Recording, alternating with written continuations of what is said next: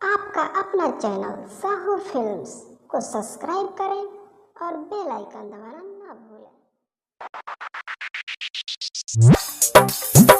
गोरिया गोरिया हरदम रहब संग गोरिया गोरिया। म्यूजिक डायरेक्टर कीजिए प्रभुनंद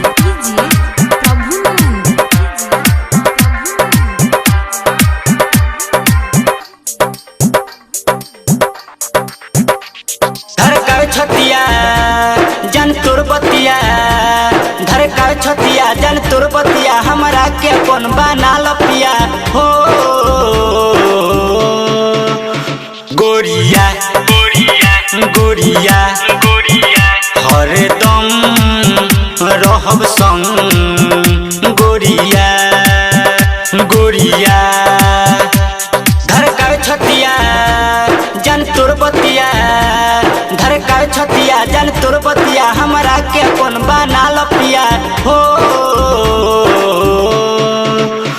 गोरिया गोरिया गोरिया गोरिया हरदम रहब संग गोरिया गोरिया।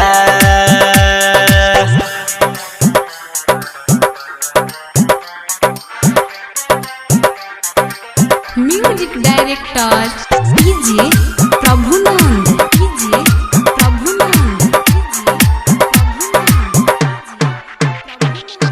एहो जाने जाना हो कदेलू दीवाना हो हरदम अखिया जोहेला कैसे करी माना हो हरदम अखिया जोहेला कैसे करी माना हो। एहो जाने जाना हो कदेलू दीवाना हो हरदम अखिया जोहेला कैसे करी माना हो। दिलवा से चैन चुरा के रख देलू पागल बना के देखिले हरदम सपनावा कब होई जान मिलनवा।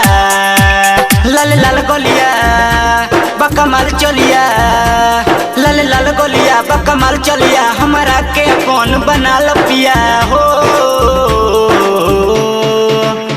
गोरिया गोरिया गोरिया गोरिया हरदम रहब संग गोरिया गोरिया गोरिया।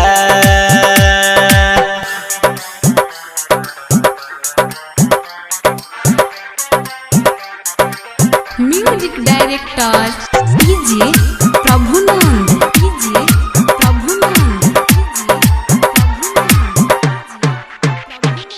जब से दिलवा लागल रहतानी पागल का बताई कैसे कैसन रोगवा लागल का बताई कैसे कैसन रोगवा लागल। जब से दिलवा लागल रहतानी पागल कैसे हम बताई का कैसन रोगवा लागल।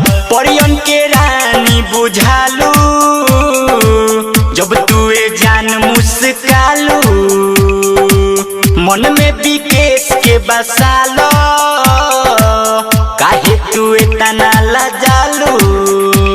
हमरा ऐसन दिलदार न मिली कबो ऐसन ई प्यार न मिली हो गोरिया गोरिया गोरिया गोरिया हरदम रहब संग गोरिया गोरिया गोरिया।